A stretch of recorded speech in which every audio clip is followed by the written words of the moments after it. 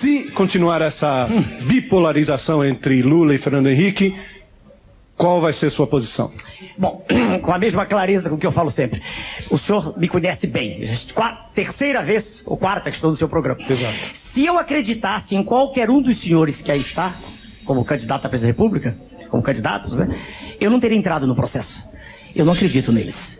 Transparece-me, né, transparece para mim, nas alocuções que eles proferem, sempre mentira. Sempre uma hipocrisia gigantesca. E de modo que eu estou sendo mais uma vez sincero. Se não chegar, não estarei do lado de ninguém. Recolho-me a minha posição de um cidadão comum, de professor de medicina.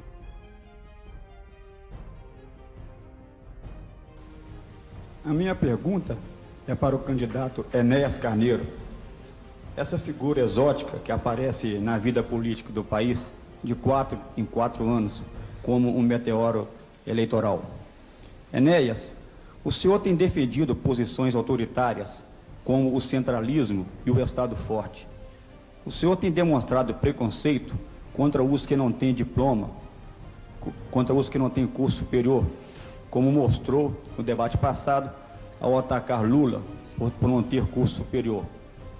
O senhor tem defendido posições ultranacionalistas. O senhor grita como um alucinado. Diante disso tudo, eu pergunto, o senhor é fascista? Meu nome é Teodomiro Braga. Peço ao auditório que não se manifeste. Posso começar a responder? Por favor, doutor Enéas. Bom, vou marcar o tempo e eu tenho obediência rígida ao tempo. O senhor foi extremamente infeliz.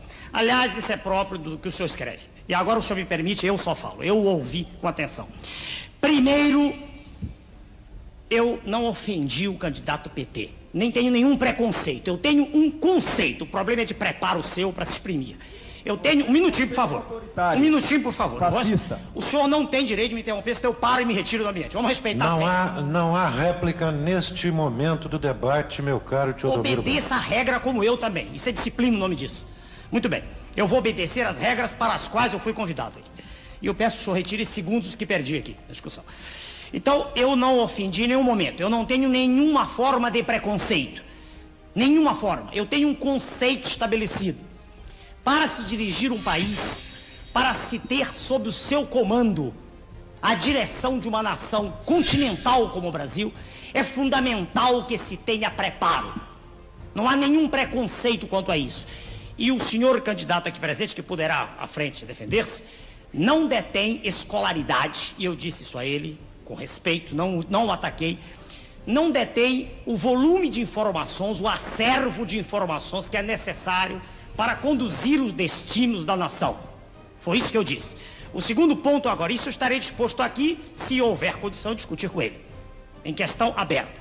Agora, o outro ponto, o senhor diz que eu sou autoritário.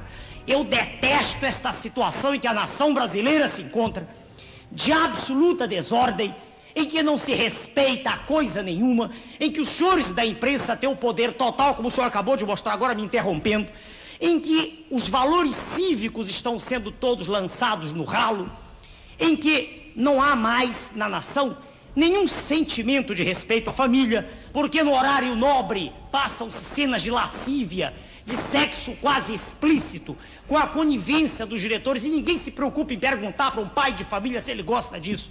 Isso é liberdade absoluta. Então é contra tudo isso que eu ponho o meu discurso, a minha alocução. Quando o senhor me ofendeu agora, o senhor disse que eu sou exótico, se eu tenho barba é um problema meu, o senhor não tem nada a ver com isso. A sua visão de exótico...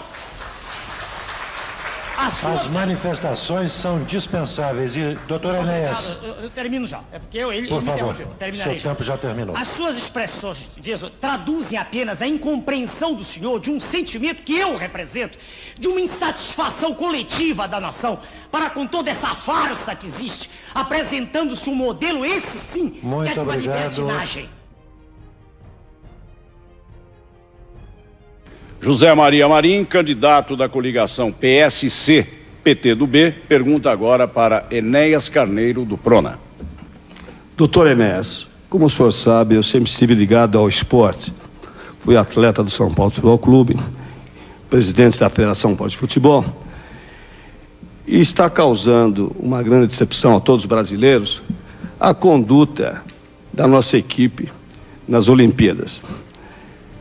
Eu pergunto ao senhor, o senhor tem algum projeto específico como candidato a prefeito visando a melhoria dos nossos atletas numa futura competição?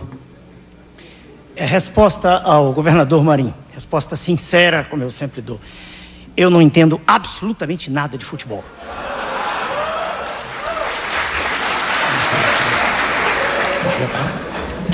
Eu queria aproveitar, já disse não, mas eu quero aproveitar meu tempo, tenho esse direito. Claro, 1 minuto e meio. Eu queria dizer para a população de São Paulo que o esporte é fundamental, mas que eu sou educador há mais de 3 décadas e meu esforço todo será investido em fazer com que o cérebro da criança que está nas ruas, que, como Aristóteles dizia, é um livro com as páginas em branco, que esse cérebro não seja contaminado pelo esquadrão da criminalidade, que toma essa criança, faz dela quase que um seu dependente. E pouco a pouco essa criança começa a furtar, daqui a pouco a assaltar a mão armada. Eu pretendo, se lá chegar nesse cargo, adaptar ao município o projeto nacional que tinha para a presidência da República. Projeto através do qual todas as crianças, isso aqui não é nada dito como projeto tolo, nécio, de pessoas que nem têm noção do que estão dizendo. Trazê-las todas e tenho o aval de desembargadores e juízes de menores. Essas crianças todas terão assistência plena em núcleos pequenos, abrigos. E a partir daí sim, essas crianças serão ressocializadas. Essas crianças poderão estar afastadas desse batalhão onde serão integradas. Pergunta para a candidata Marta Suplicy, do PT. Senhora, dona Marta, eu estou acostumado a falar em 30 segundos. E quero ver como a senhora responde em 30 segundos. Vou dividir o tempo em 3 perguntas. Não, não é possível, é uma pergunta só. A senhora escolhe qualquer uma das 3, senhora, se eu gosto. Posso Pois falar? não. Sua pergunta. Não, desconte o tempo da manifestação da plateia. Tá. Sobre o distrito de Marcilac, aqui em São Paulo. Olha, por favor, se vocês continuarem se manifestando, não é tempo, ele está dentro do tempo. Por favor, não tumultuem, senão nós vamos ser obrigados a retirá-los do recinto. Por favor, seu pouco tempo. de ordem, obrigado, senhor vereador. Sobre o distrito de Marcilac, aqui em São Paulo, eu quero que a senhora me responda qual o maior problema do ponto de vista de índices de bem-estar social, do seu ponto de vista, como resolvê-lo. A senhora escolhe sobre a potamografia de São Paulo e os problemas dela decorrentes para o município, qual a solução que a senhora propõe? Eu não estou sorrindo, dona Marta, estou lhe perguntando. A terceira é uma pergunta bem simples, se a senhora souber. Por favor. Qual é a composição, senhora, do ar atmosférico de São Paulo? Primeira coisa, eu queria me referir ao que foi dito do presidente de honra do meu partido, e que há vários anos acho que o senhor vem com essa história que o meu presidente se porta desse jeito. E eu queria dizer que esse documento é um documento que saiu no New York Times e saiu com centenas de assinaturas de prêmios Nobel, inclusive. Pessoas muito importantes que estudam essa questão. Não tem nada a ver com legalidade. Acabou o seu tempo, por favor. Vamos ter disciplina, senhor. Disciplina, por favor. Fale qualquer coisa aí. 30 segundos para sua pergunta. Uma beleza. Ótimo. Já que Sua Excelência, o ex-presidente da República, nada tem a dizer, eu tenho muito. Haveria necessidade de 1 hora de exposição, mas o avançado do tempo não permite que seja feito. E o mínimo de atenção e respeito pela paciência de todos que assistem aos pronunciamentos. Primeiro, dizer que poderia parecer despiciendas quaisquer considerações sobre o partido. Senhor? Não entendi. Mas diante da verve literária de Vossa Excelência e de tantos que me antecederam, eu tenho o direito de usar de um vernáculo escorreito também. E o serviço da dívida, isso é apenas o serviço, cada vez maior e a dívida continua crescendo. É uma ironia curiosa, quanto mais se paga, mais se deve. Não é problema do governo de Sua Excelência, o presidente Lula, que não entende nada disso. Desculpem os líderes do PT, mas Sua Excelência já discutiu com ele certa feita ao vivo. Não tem o mínimo de arrumação intracromossomial específica para dirigir o país. Não tem. Já disse isso ao vivo para Sua Excelência. Quando fui candidato a presidente, não estou ofendendo a honra, Sua Excelência. Não estou falando em nada que possa denegrir sua imagem do ponto de vista de caráter. Estou falando de inteligência. Estou falando de preparo. Qualidades, uma inata e desenvolvida até 16 anos em média. E outra adquirida com esforço extremo para quem nasceu em berço pobre como eu, que estudou a vida inteira, desde 9 anos trabalhando.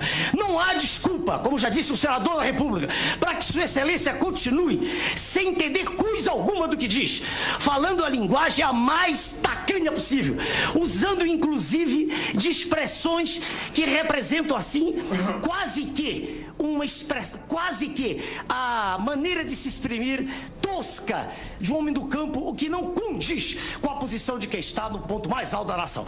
Isso é uma demonstração que já foi dita ao vivo.